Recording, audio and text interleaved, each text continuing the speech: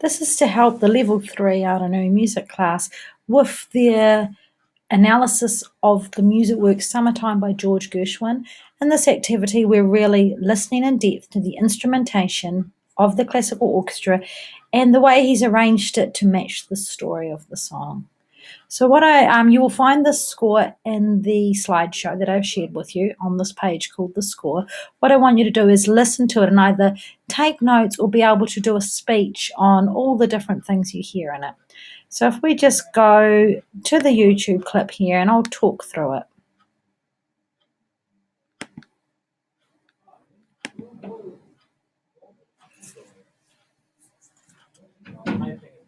So here we hear the intro, and this is just when they're coming onto the stage. Okay, already we have heard the opening line. What instrument do you think is doing that opening line? Let's have a wee listen again.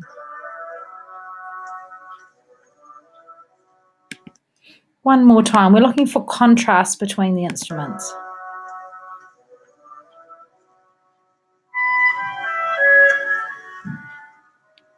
So I think we've heard a very high instrument, like the strings do the first section, and then this line here is done by the French horn and I think the double basses. And what you can say is that might tell the story of the men and women that are featured in the play. We're now going into the B minor 7, 13 chord. That is a rundown here that is done on a clarinet. Now the clarinet is the only instrument that would have the range to do that.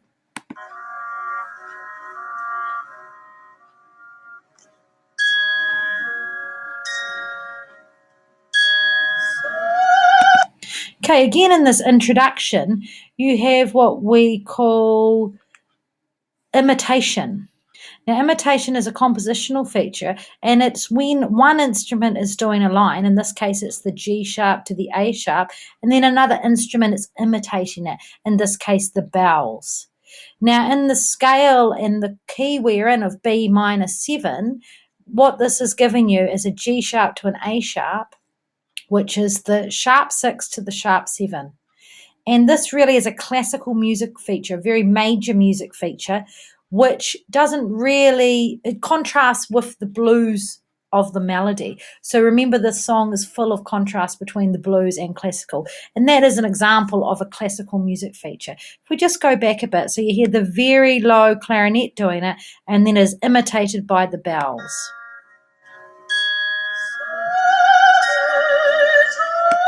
Okay, one more time. We'll just have a wee listen to that. And then you've got the vocals coming in now. Okay, if we just stop there for a second, you could say that the bells, if you wanted to match it with the story, are a symbol of the birth of the baby. In the Gullah culture, it was used for happy events, and so I think he might have painted that in here. It also has a ritardando, this symbol here, which means that it is slowing down. So we've got imitation here with the instruments, different instruments doing it, from the low clarinet to the bells, and then the soprano is coming in, but it is slowing down as an introduction. I'd now like to talk to you about the swelling behind the melody here. It is done by the string section, and I think if you listen carefully, it could symbolize the rocking of a baby. If we just have a wee listen to that.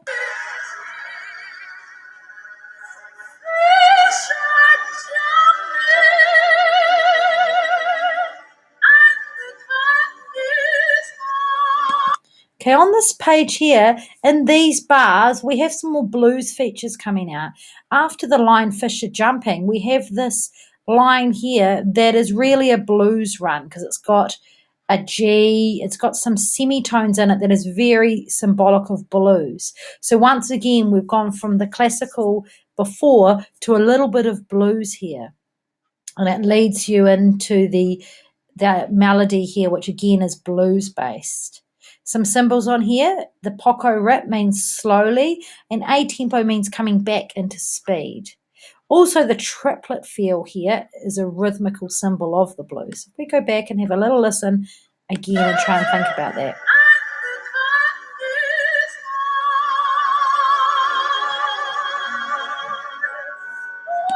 Okay, we'll just go back here a little bit further again.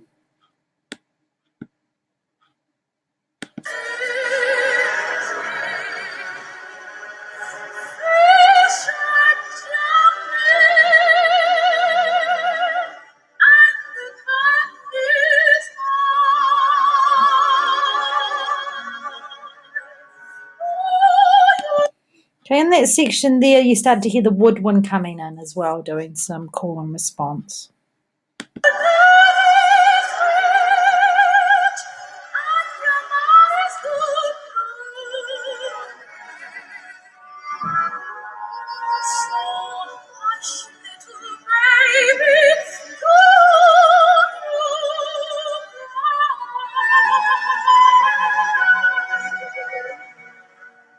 Okay, once again, in this call and response bit here, we have imitation. So the high instrument is doing it there. I think it's a flute. And then we're going down to the double bass there. So once again, that's a compositional feature called a call and response. It's really good to be reading through the notes that he has written as you are listening to it. And I will post them up on the site for you. But I just wanted to give you an example of the activity and how you really need to get in depth, be watching the score and questioning what all these little symbols mean and how they could relate to the song. We'll do some more on that next week.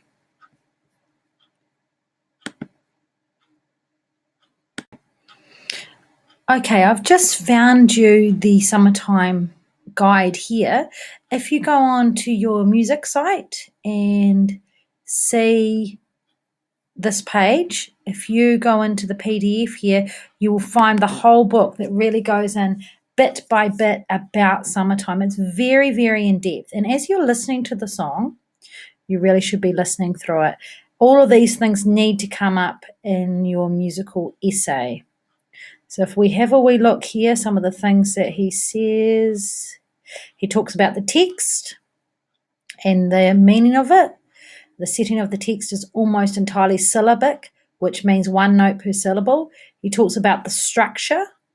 It's very, very in depth. Here he's showing the example here of a diminished tonic, which is the chord he's using, because instead of being a major or minor chord, it's a diminished chord. It's very in depth. And if you really read through this while listening to the song, everything you need to know is in this research document here. And although you don't need to bring all of this into your visual essay, some of it definitely needs to be there because it's an important part of the song. And you'll also use this when you do your musical analysis chart, which is another thing I will load up for you. You'll find this on your music site. Okay, just while we're on the music side, I want to show you other things I've recently loaded for you. You'll see here the other bit of the assignment, or you can incorporate it into your visual essay if you like, is to complete a musical elements chart. So I've put that on there for you, and it really works from your research book that you have to fill in all these boxes and you have to talk about how they're used in the work.